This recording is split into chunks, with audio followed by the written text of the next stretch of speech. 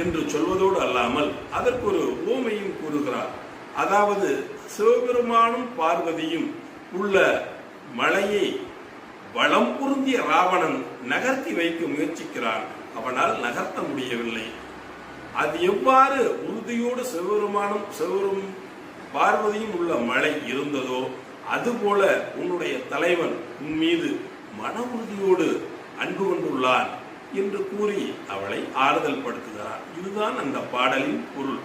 இது எவ்வளவு ஆழமான ஒரு மன உணர்ச்சியை கூறுகிறது.